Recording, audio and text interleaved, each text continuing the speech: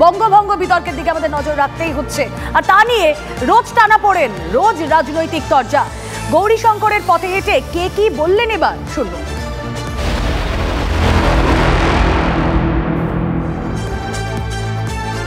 গৌরীশঙ্করের পথে হেঁটে কেন্দ্রশাসিত অঞ্চল নিয়ে আরো এক ধাপ এগোলেন এবার বহরমপুরের বিজেপি বিধায়ক সুব্রত মৈত্র।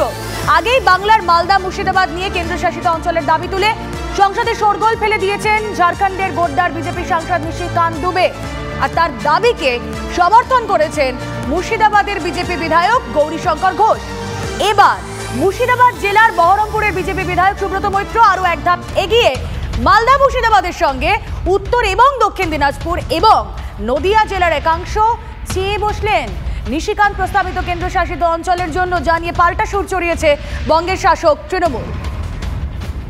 আজকে মুর্শিদাবাদ, নদিয়া, উত্তর দিনাজপুর, দক্ষিণ দিনাজপুর এবং মালদা যেভাবে অনুপ্রবেশ মায়ানমার, পাকিস্তান এবং বাংলাদেশ থেকে ঘটে চলেছে, তাতে আমাদের সনাতনীরা ভীষণভাবে আতঙ্কিত এবং যেভাবে প্রতিনিয়ত ডেমোগ্রাফি চেঞ্জ হয়ে যাচ্ছে, তার জন্যই আমাদের সাংসদ এবং অপর বিধায়ক যে বক্তব্য তুলে ধরেছেন, আমি এটাকে সম্পূর্ণই সমর্থন জানাই। কেন্দ্র সরকার এবং রাজ্য সরকার উভয়ের চিন্তা ভাবনা করা উচিত এ বিষয়ে। দেখুন, রাজ্য সরকারের পুলিশ প্রশাসন, সেই পুলিশ প্রশাসনের যারা চেয়ারে বসে আছেন, তারা প্রতিনিয়ত এই জিনিসগুলো দেখছেন।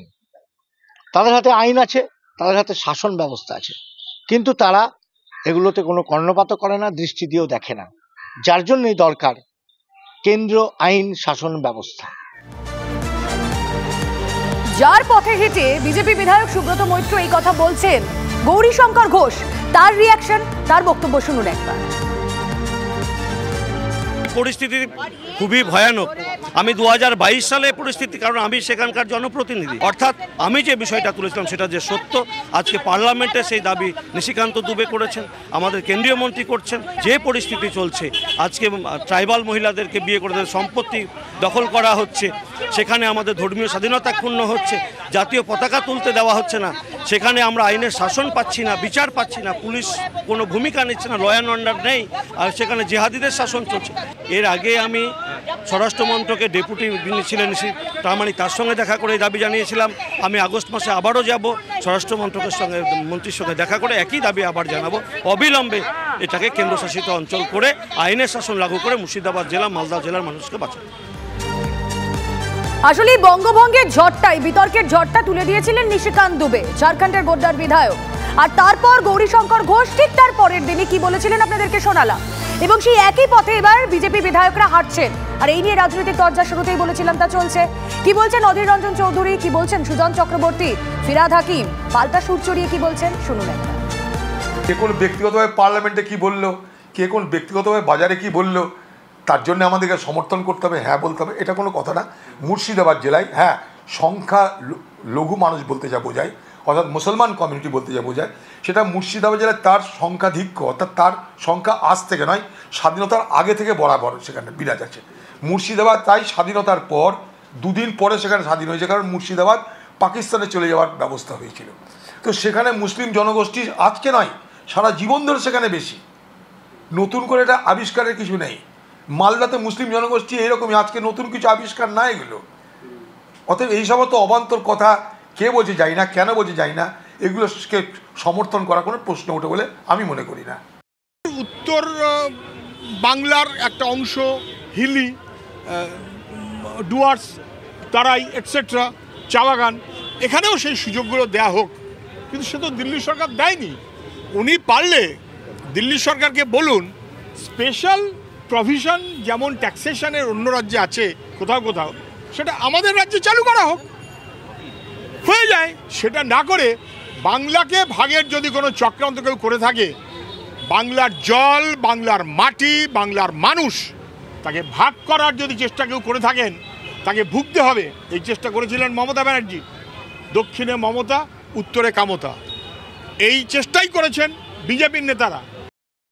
একটা সময় এই বিজেপির আদর্শধারীরা আগে দেশ ভাগ হয়েছে, তারপর বাংলা ভাগের চক্রান্ত হচ্ছে, এখন এলাকা এলাকা ভাগ করে কেন্দ্রীয় শাসিত করবে। কালকে যদি বিজেপি সেন্ট্রাল গভর্নমেন্ট থেকে চলেই গেছে, এখন তো নীতিশ আর নাইডুর ডিপেন্ডেন্ট অ্যালায়েন্সে রয়েছে, যদি সেটাও চলে যায় তখন বলবে যে যে টুকরোগুলো বিজেপি জিতেছে সেইগুলোকে আলাদা করে দেশ করতে হবে। এর তীব্র প্রতিবাদ করছি।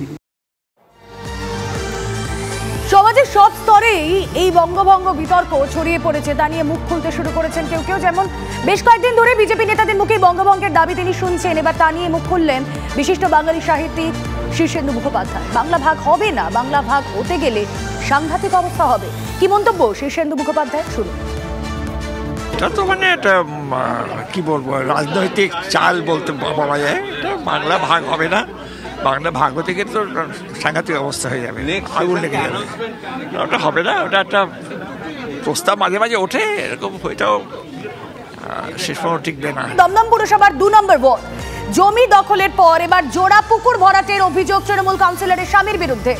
গতকালই সামনে এসেছিল তৃণমূল কাউন্সিলরের স্বামী জলিল মণ্ডলের বিরুদ্ধে অন্যের জমি দখলের অভিযোগ, আর এবার সামনে এলো আরও একজনের পুকুর দখল করে ভরাট করে দেওয়ার অভিযোগ। অভিযোগকারী আনিসুল আহমেদ, তার দাবি ভয়ে তিনি এতদিন মুখ খুলতে পারেননি। ভরাটের অভিযোগ অস্বীকার করে অভিযুক্ত তৃণমূল নেতা জলিল মণ্ডলের দাবি ওই জমি তিনিই কিনেছেন।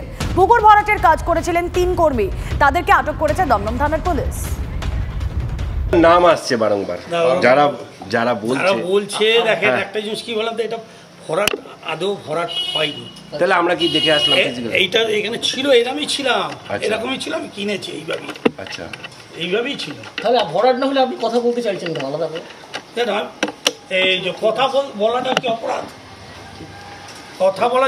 পুকুর তো ভরাট করে দিচ্ছে। পুকুর ভরাট করছে, আর কি করবো আমি? কে করছে? আপনার জলিল করছে, জলিল মণ্ডল। জলিল মণ্ডল বাধা দিয়েছেন আপনি? না, বাধা দিইনি। থানায় কেস করেছেন? না। কেন করছেন না? কি করে তো কোনো লাভ হবে না। কেন লাভ হবে না? এখন পাওয়ারে নেই, আমার পাওয়ার শক্তি নেই, আমার ক্ষমতা নেই। আপনার ক্ষমতা নেই? না।